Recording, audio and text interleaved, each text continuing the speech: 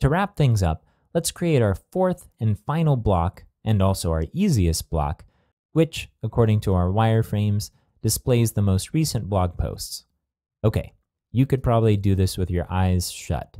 I'm going to go to Structure, Views, and Add New View. We're going to call this Latest Blog Posts. This is going to be content-based of type blog entry. It doesn't need to be tagged with anything, and we're going to sort by newest first.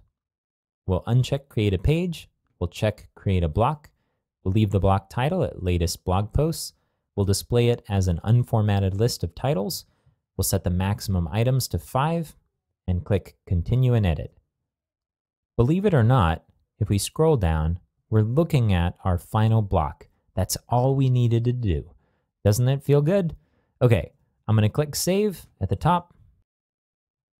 And let's exit this and get it positioned. I'm going to go to Structure, Context, and for Blog Entry Page, we'll click Edit. I'll scroll down to the blocks under Reactions and scroll down on the right-hand side to our Views blocks. I'll select Latest Blog Posts. I'll add it to our sidebar second here. I'll drag it up above our top tags and scroll down and click Save. We'll exit out of the overlay. And let's scroll down and look at this beautiful sidebar. We have our About the Author. We have our Also by this author.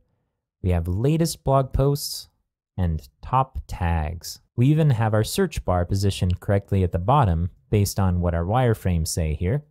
Here we have the search at the very bottom.